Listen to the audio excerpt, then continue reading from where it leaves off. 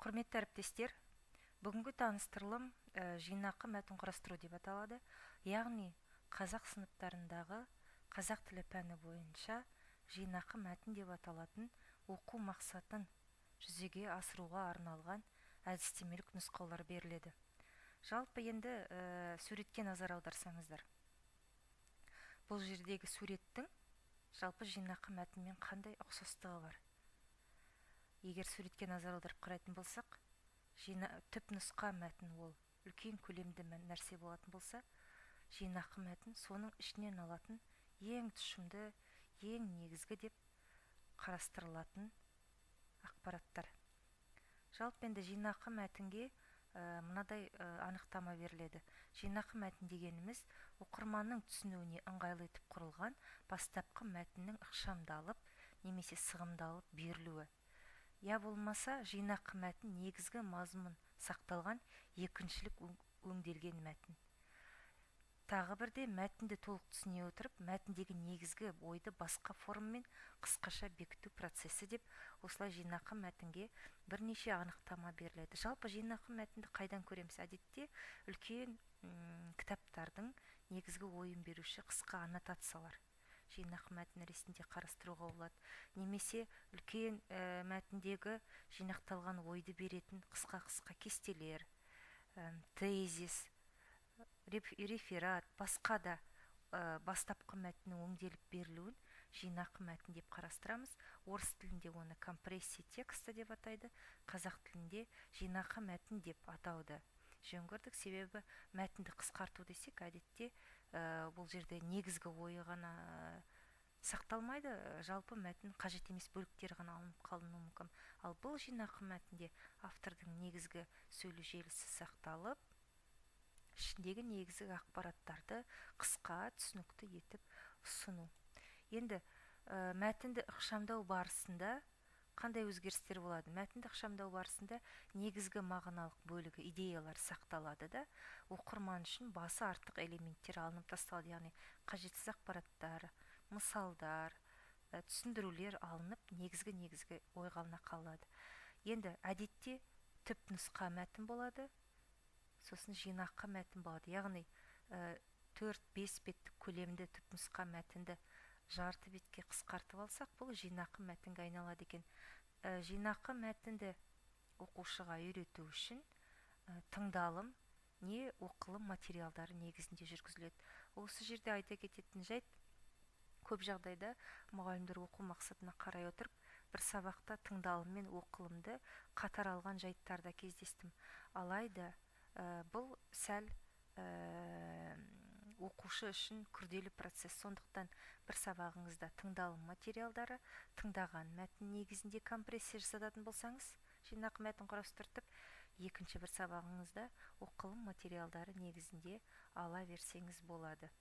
Енді жинақы мәтіннің формалары жоғарыда айтып кеткендей, тезис, аннотация, қысқа конспект, кез келген ықшамдалған мәтін, әңгіме болуы мүмкін, ертегі болуы мүмкін, көлемді романдардың қысқаша ықшамдалып ұсынылуы болуы мүмкін, кесте, схема, кейде презентацияда жинақы мәтінге жатады, тезистік жоспарда жатады. Яғни оқушыға жинақы мәтін жаздырған кезде осы мәтін формаларын алсаңыз да болады.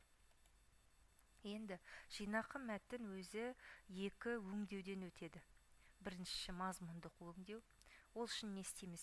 Оқушы мәтінді мұқият оқиды, негізгі қосымша ақпараттарды анықтап алады. Қосымша ақпараттарды мәтіннен сызып тастаса да болады, астын сызып бөлек көрсетсе де болады.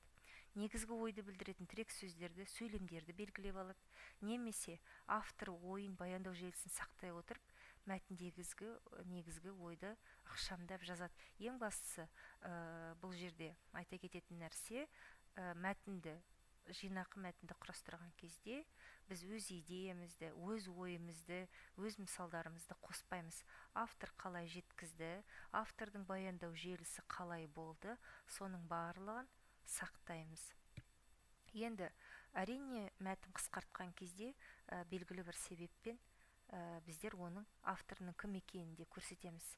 Мысалы, абай айтқандай ұлан газетінде жазылғандай мақалада берілгендей деп келіп оның негізгі қысқа тезисін немесе қысқа баяндауын осы жерде жеткіземіз. Әдетте бұл оқушыға көлемді ақпараттармен жұмыс жасауға, өзінің зерттеу жұмыстарында, болашақ жазатын мақалаларында, басқа да жағдайда негізгі идеяларды беру және плагиатты болдырмау, авторына сілтеме жасау сияқты дағдыларды қалыптастыруды көздейді.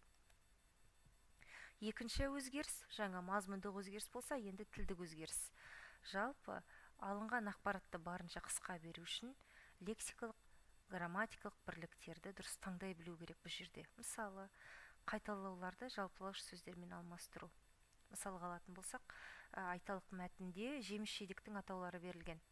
Қияр, қызанақ, қауын, қарбыз деп беріледі. Ал сол сөздердің барлығын олардың жалпы атауы жеміс немесе жидек, көкөніс деп алмастыруға болады. Сөздерді синонимдермен алмастыру. Немесе ең оқушыға күрделі болып табылатыны бірнеше жай сөйлемді бір құрмалас сөйлемге немесе құрмалас сөйлемдерді жай сөйлемдерге айналдыру. Жинақы мәтіннің құрастыру жолдары қысқаша осылай. Енді есімізге сақтайтын нәрсе, жинақы мәтін түпнұсқа мәтіннен 75%-ға дейін қысқа болады. Яғни мәтінді 100% деп алсақ, оның 25% ғана жинақы мәтін болады. Егер кітап болса, түпнұсқа мәтін 99%-ға ықшамдалады. Тек қана бірақ қана пайызын ұсынамыз. Қысқа аннотациясын береміз. Сонымен қатар қайтадан айтып өтем, өз ойын мәтінге қоса алмайды. Жинақы мәтін тек автор идеясынан тұрады. Енді оқылым мен тыңдалымға арналған жинақы мәтін жазу оқу мақсаттарын қарастыратын болсақ, жаңағы жоғарыда айтып кеткен нәрселерді бұл жерде де көруге болады. Мысалы, 5-ші сыныпта тыңдалым оқылым материал негізінде негізгі ақпараттарды сақтап қана жинақы мәтін құрастыру. 6-ші сыныпта негізгі ойды білдіретін сөйлемдерді іріктеу. 7-ші сыныпта тірек сөздер мен сөз тіркестерін синонимдік қатармен алмастыру. 8-ші сыныпта мәтіннің баяндау желісін сақтап, әр бөлігінен алған ақпараттардан жинақы мәтін құрастыру. 9-ші сыныпта перифраз тәсілдерін пайдалану. Енді үлгіге келетін болсақ, мысалы, түпнұсқа мәтінмен бірақ қана мәтіннің абзацын алдым. Ұлттық тағамдардың пайдасы деп аталады. Қазақ халқы асты жоғары бағалап, қадірлей білген. Сондықтан қазақтар адам қажеттіліктерінің ішінде тағамды жоғары қойған. Астан үлкен емессің, ерді қорласаң, састырар, асты қорласаң, құстырар деген секілді ескертпе сөздер, мақал-мәтелдер осының дәлелі. Қай заманда қалай айтылғанына қарамастан, халық асты құрметтеудің жолын, оны әзірлеудің көзін, ретін таба білген. Осы қысқа мәтінді мұқият қарайтын болсақ, бұл жердегі негізгі ой қазақтың асты жоғары бағалауы, адам қажеттіліктерінің ішінде асты жоғары қоюы, оны әзірлеудің ретін көзін таба білуі. Негізгі идеясы осы. Ал астан үлкен емессің, ерді қорласаң састырар деген ескертпе сөздер, мақалдар бұл автордың ұсынып отырған қосымша ақпараттары, яғни түсініктемесі. Сондықтан осы мәтіннен біз бірақ қана сөйлемді алып шықтық жинақы мәтін ретінде. Ол былай болды. Қазақ халқы асты жоғары бағалап, адам қажеттіліктерінің ішінде жоғары қойған және оны дайындаудың жолдарын білген.